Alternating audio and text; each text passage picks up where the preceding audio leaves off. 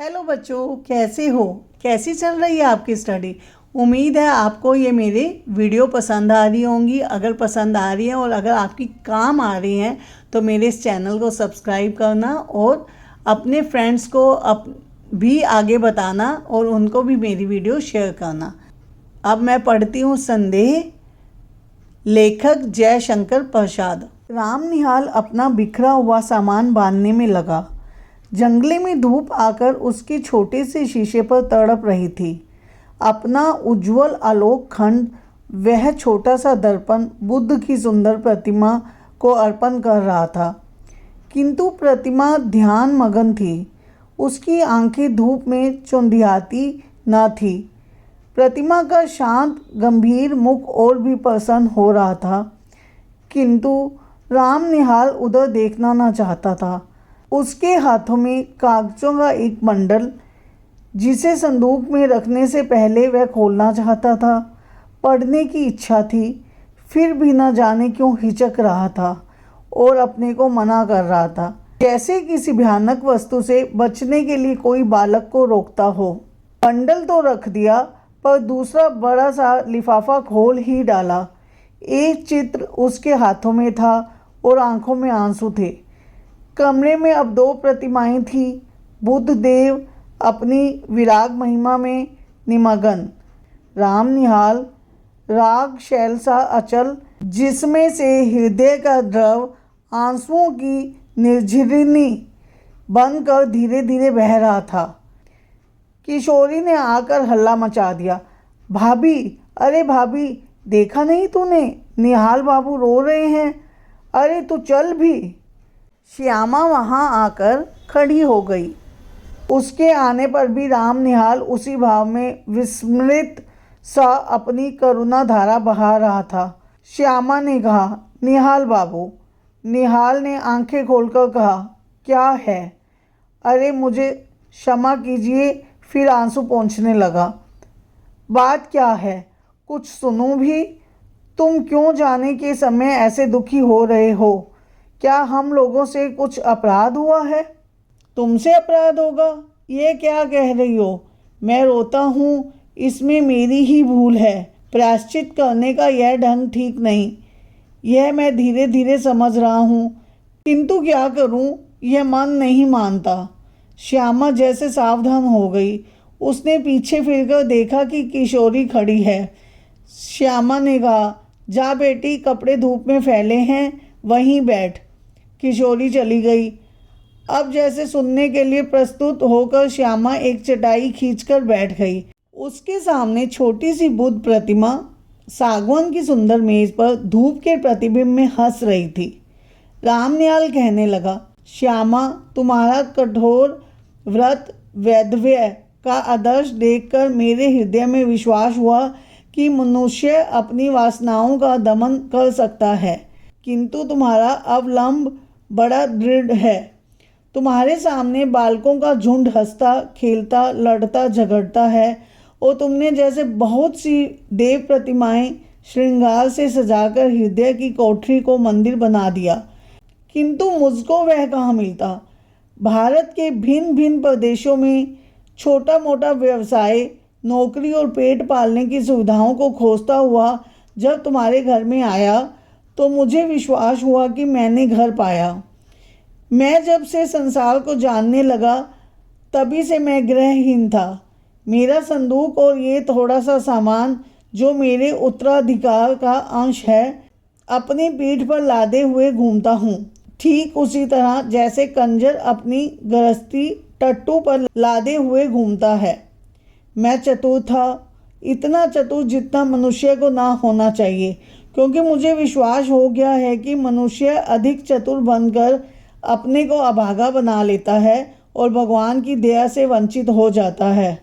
मेरी महत्वाकांक्षा, मेरे उन्नतिशील विचार मुझे बराबर दौड़ाते रहे। मैं अपनी कुशलता से अपने भाग्य को धोखा देता रहा। यह भी मेरा पेट भर देता था। कभी कभी मुझे ऐसा मालूम होता कि यह दांव बैठा कि मैं अपने आप पर विजयी हुआ और मैं सुखी होकर संतुष्ट होकर चैन से संसार के एक कोने में बैठ जाऊंगा, किंतु यह मृग मरीचिका थी। मैं अब तक जिनके यहाँ नौकरी करता रहा वे लोग बड़े ही सुशिक्षित और सज्जन हैं, मुझे मानते भी बहुत हैं। तुम्हारे यहाँ घर का सा सुख है, किंतु यह सब मुझे छोड़ना पड़ेगा। इतनी बात कहकर रामनिहाल चुप हो गया। तो तुम काम की एक बात ना कहोगे, व्यर्थ की इतनी?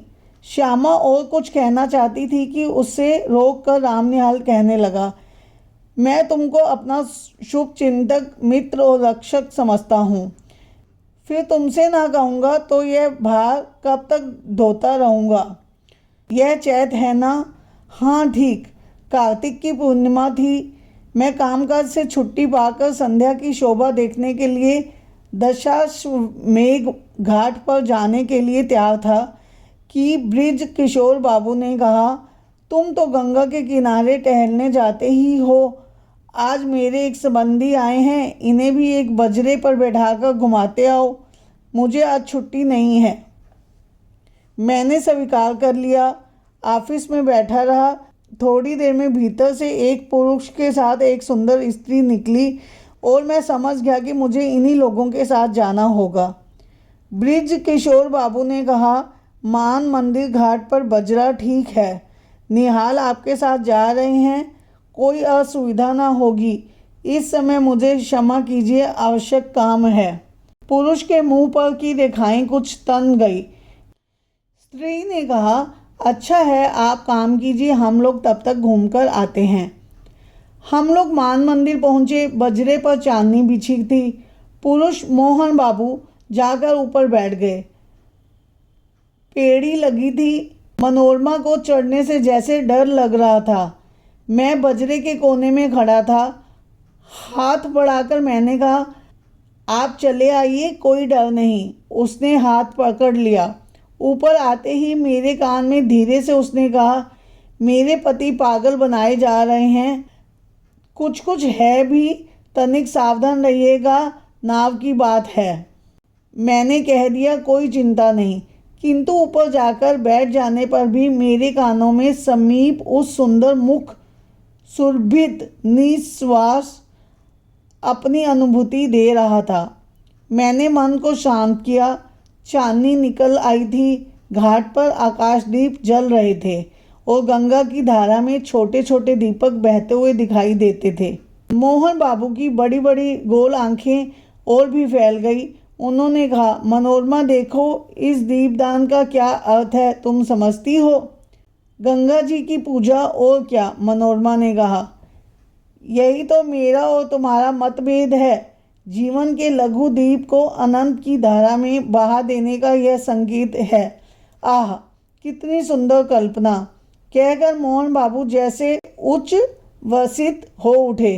उनकी शारीरिक चेतना मानसिक अनुभूति से मिलकर उत्तेजित हो उठी। मनोरमा ने मेरे कानों में धीरे से कहा, देखा ना आपने? मैं चकित हो रहा था। बंजरा पंचगंगा घाट के समीप पहुंच गया था। तब हंसते हुए मनोरमा ने अपने पति से कहा, और यह बांसों से जो टंगे हुए दीपक हैं, उन्हें आप क्या कहेंगे? तुरंत ही मोहन बाबू ने कहा, आकाश भी असीम है। जीवन दीप को उसी ओर जाने के लिए यह भी संकेत है। फिर हाँफते हुए उन्होंने कहना आरंभ किया, तुम लोगों ने मुझे पागल समझ लिया है, मैं यह जानता हूँ। ओह, संसार की विश्वासघात की ठोकरों ने मेरे हृदय को विक्षिप्त बना दिया है, मुझे उससे विमुख कर दिया है। किसी ने मेरे मानसिक विप्लवों में मुझे सहायता नहीं दी। मैं ही सबके लिए मरा करूं। अब मैं यह नहीं सह सकता। मुझे अकपट प्यार की आवश्यकता है। जीवन में यह कभी नहीं मिला। तुमने भी मनोरमा, तुमने भी मुझे। मनोरमा घबरा उठी। उसने कहा, चुप रहिए, आपकी तबीयत बिगड़ रही है, शांत हो जाइए। क्यों शांत हो जाऊं? रामनिहाल को देखकर चुप रहूं? यह जान जाए, इसमें मुझे कोई भय नहीं। तुम लोग छिपाकर सत्य को छलना क्यों बनाती हो? मोहन बाबू के श्वासों की गति तीव्र हो उठी। मनोरमा ने हताश भाव से मेरी ओर देखा। वह चांदनी रात में विशुद्ध प्रतिमा सी निश्चेष्ट हो रही थी। मैंने सावधान होकर कहा, मांझी अब घूम चलो।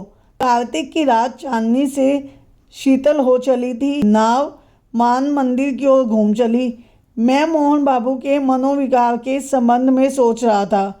कुछ देर चुप रहने के बाद मोहन बाबू फिर अपने आप कहने लगे, ब्रिज किशोर को मैं पहचानता हूँ मनोरमा। उसने तुम्हारे साथ मिलकर जो षड्यंत्र रचा है, मुझे पागल बना देने का जो उपाय हो रहा है, उसे मैं समझ रहा हूँ। तो ओह, आप चुप ना रहेंगे। मैं कहती हूँ यह व्यर्थ का संदेह आप मन से निकाल दीजिए और मेरे लिए सखियाँ मंगा दीजिए, छुट्टी हो। स्वस्थ होकर बड़ी कोमलता से मोहन बाबू कहने लगे, तुम्हारा अपमान होता है। सबके सामने मुझे यह बातें ना कहनी चाहिए। यह मेरा अपराध है, मुझे क्षमा करो मनोरमा। सचमुच मनोरमा के कोमल चरण मोहन बाबू के हाथ में थे। वह पैर छुड़ाती हुई पीछे खिसकी। मेरे शरीर से उसका स्पर्श हो गया। वह शुद्ध और संकोच में उब चुभ रमणी जैसे किसी का आश्रय पाने के लिए व्याकुल हो गई थी। मनोरमा ने दीनता से मेरी ओर देखते हुए कहा, आप देखते हैं ना? सचमुच मैं देख रहा था।